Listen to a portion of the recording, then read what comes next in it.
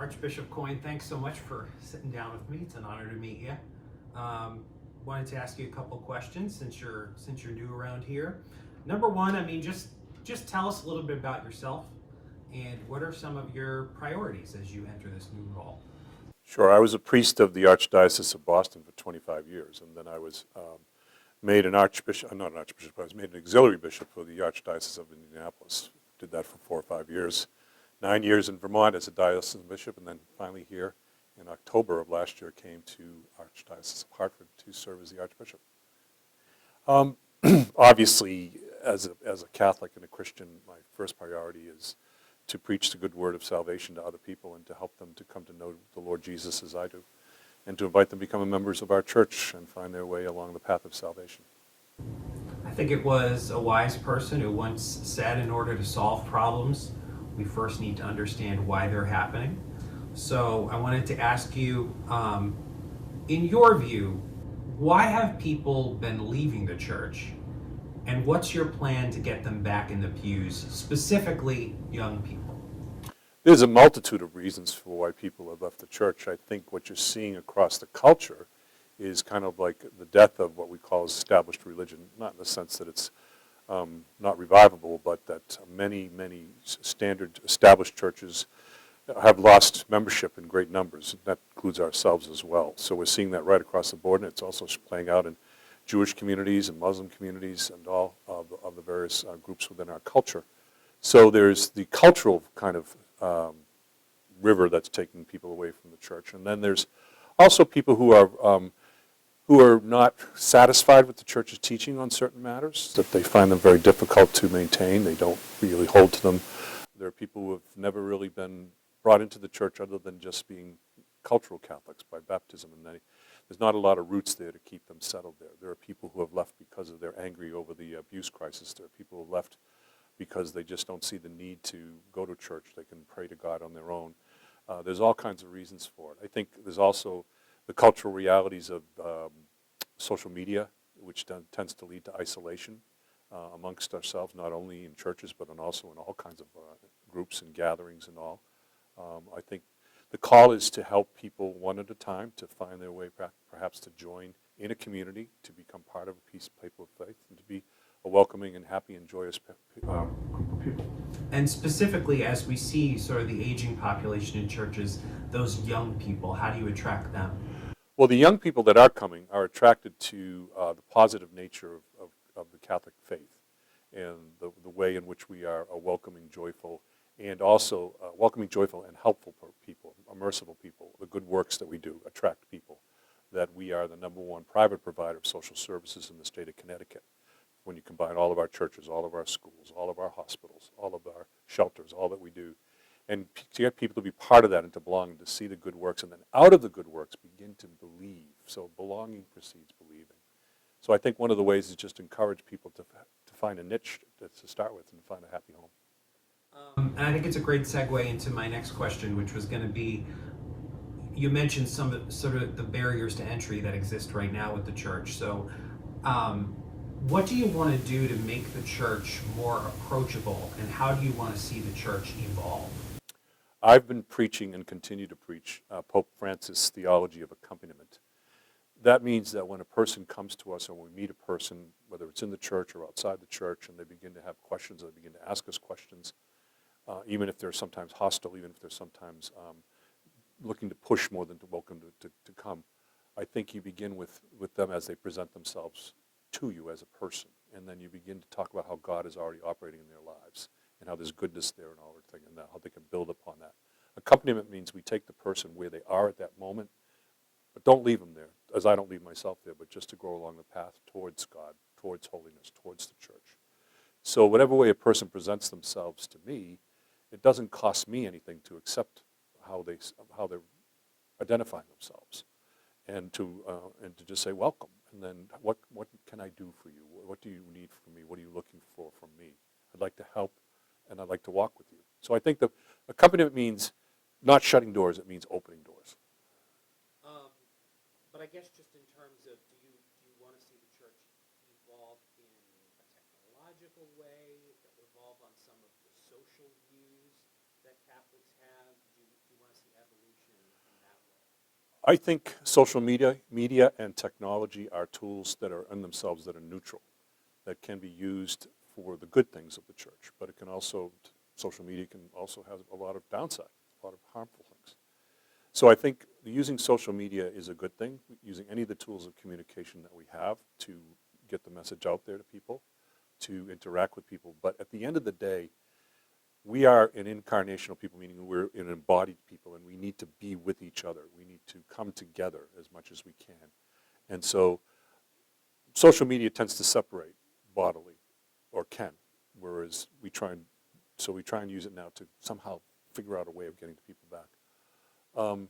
As far as the teachings of the church are, they're very clear. We're not moving the goal lines anywhere along the way, but they're done in a way that has to be merciful, respectful, patient, kind, and sometimes people find our teachings hard. And even in the time of Jesus, there's a moment in John chapter 6 where many leave him because they could not take this saying. They found it too hard to believe, and they walked away. And Jesus says to the others, "Are you going to leave too?" And they said, "No. Where else will we go?" So we are who we are. So, right. So you talked about being welcoming, but do you think that the church is inclusive enough when it comes to, say, for example, views on LGBTQ? I think the church's teaching on LGBTQ in terms of encouraging people to live the fullness of the life that God has called us to are very clear. But I also think that there's a place in the church for people who are LGBTQ to be with us and to be part of our church. I don't in any way want to shut the door on people who come in. I've been at places where people come up to me and say, "Archbishop, I'm a transgender person, and I just wanted to introduce myself to you." And I say, "Well, welcome." I said, I'm glad you're here. Let's walk together. I don't say, "Well, because you don't measure up, you have to leave." If we were all called to measure up completely to the gospel, then none of us would be in church. What's your view, what is your view on the transparency aspect of the Catholic Church? Because for a long time, people have said it feels like maybe they're hiding something, things are kind of kept behind closed doors. You mentioned the sexual abuse scandal. I think it's pretty well documented that at times in the church's history, priests who were accused of that were sent away to be quote unquote rehabilitated. Many of them here at the Institute of Living in Hartford, and then they were, sent back out into another clergy in another part of the country. So, do you think the church needs to be more transparent when it comes to those allegations of sexual abuse? And if one ever came across your desk, what would you do about it? I think going back to that moment those moments when you talked about the institute and sending people away where they can get treatment, that's what they did at that time. That was right across the board it wasn't just priests, it was any kind of a person with those kinds of issues, teachers, whatever it may be. So they were following the protocols of the time. Now, I'm not in any ways commending or approving of what happened, but I just want to say that that was the process. That was what done, and it's wrong. It was wrong. It didn't work out, and it wasn't done, I think, necessarily to just continue to put predators back into place.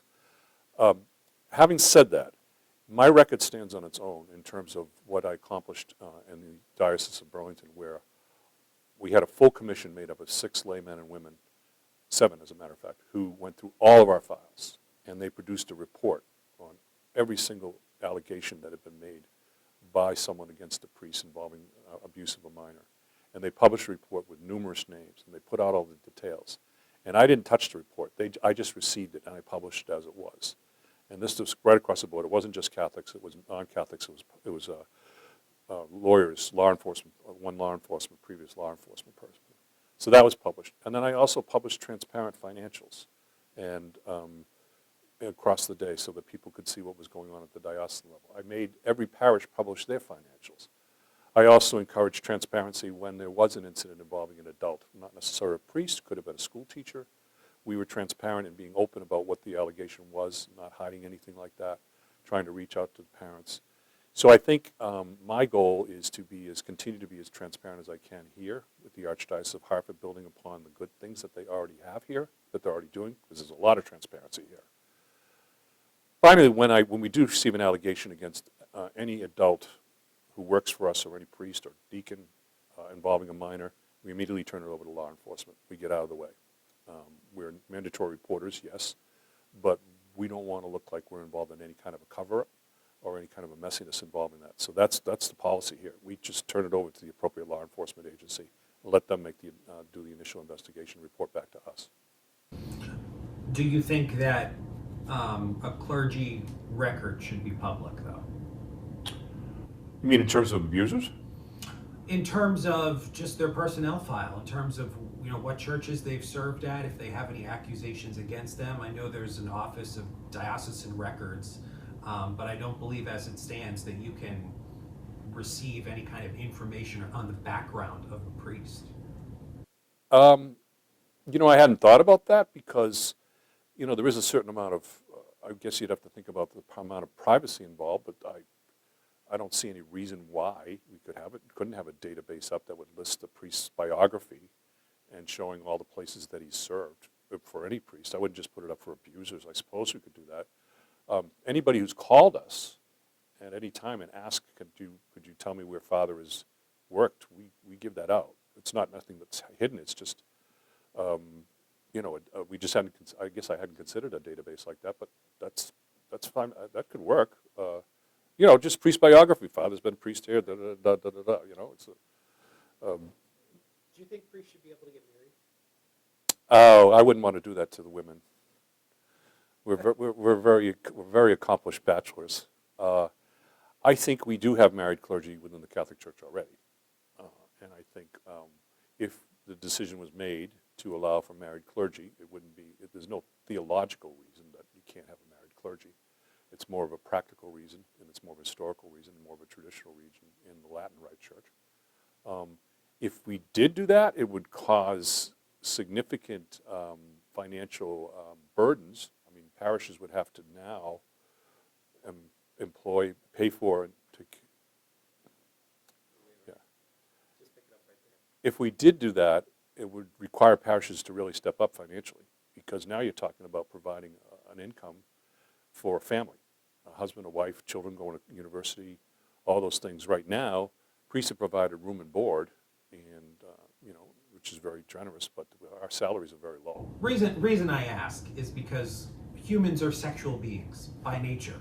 So if priests are allowed to get married, do you think that it would naturally cut down on allegations of sex abuse?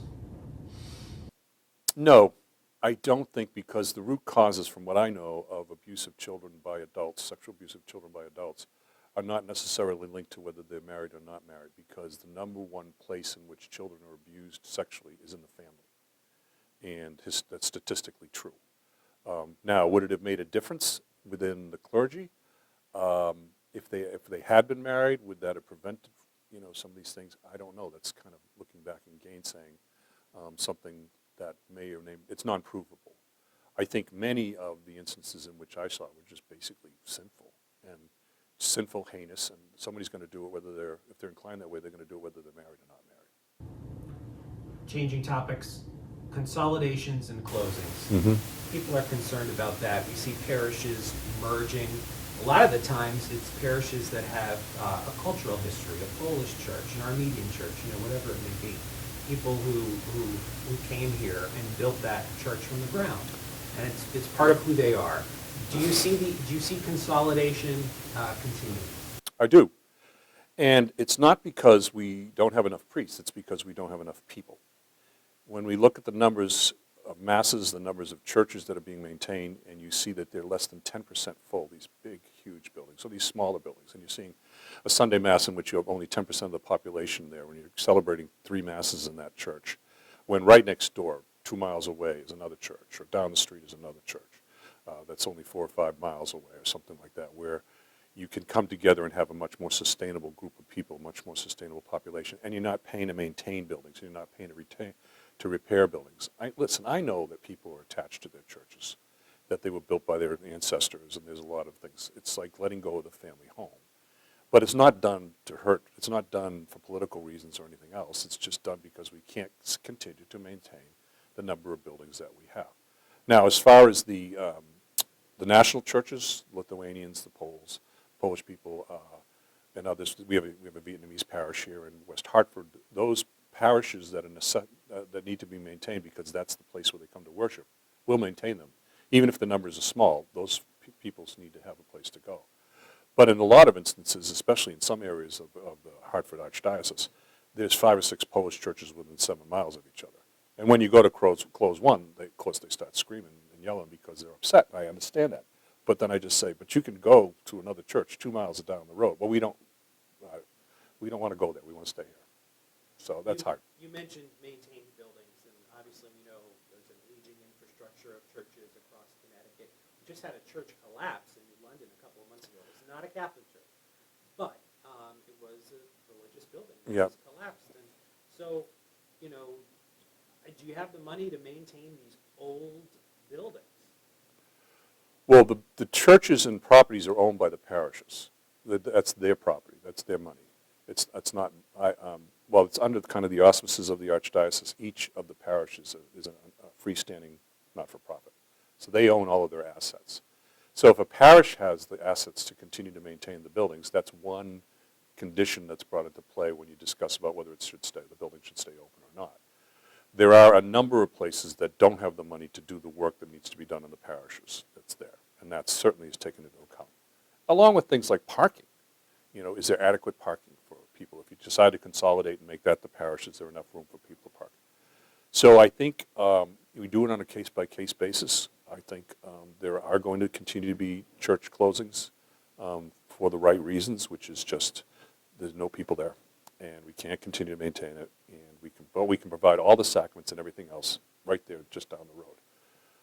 Again, I know it's hurtful, but I'm not going to sugarcoat it by saying, let me think about it or something like that. I just want people to know these things are going to continue to happen. Israel, we know the connection that land has to the Catholic Church, and there's a big war going on there right now. What are your thoughts when you see the destruction of Israel? I try and stay out of the political aspects of these things.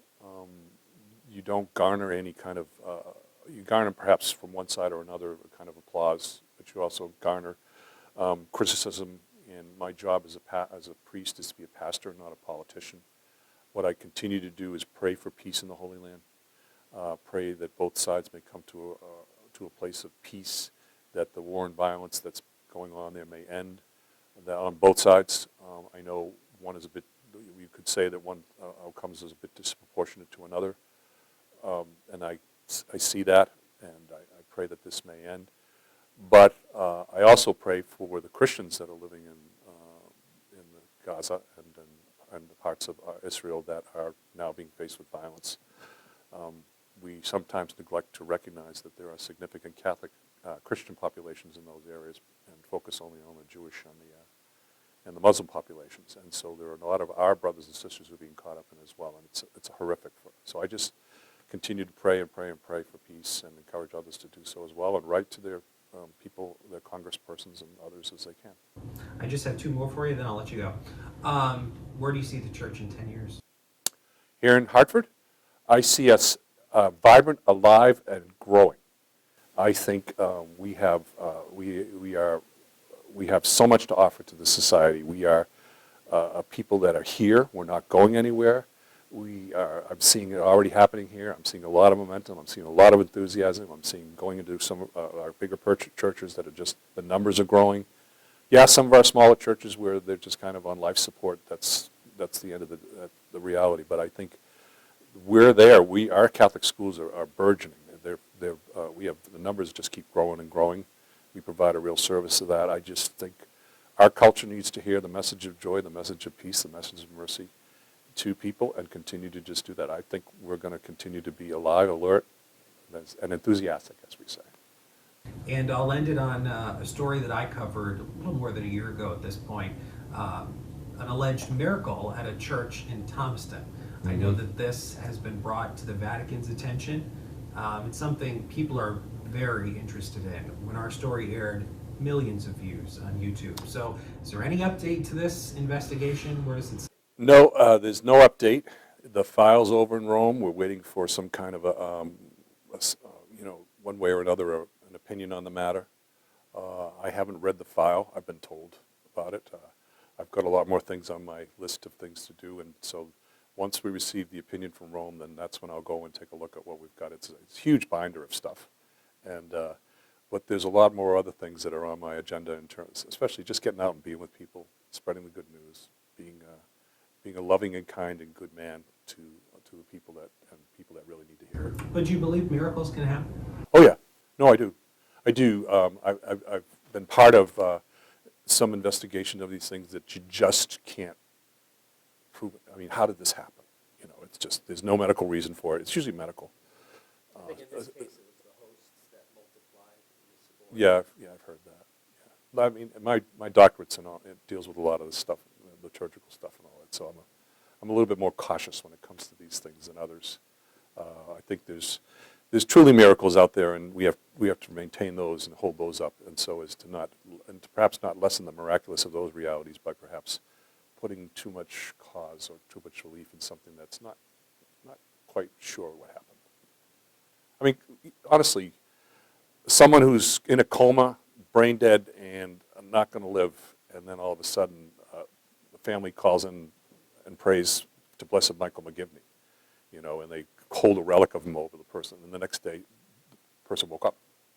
I mean, the doctors that's the second miracle of Michael McGivney. It's just it's up. That's another one that's in play. It's just an amazing moment. They cannot in any way say why this happened. It just happened. So well, there's a miracle right there.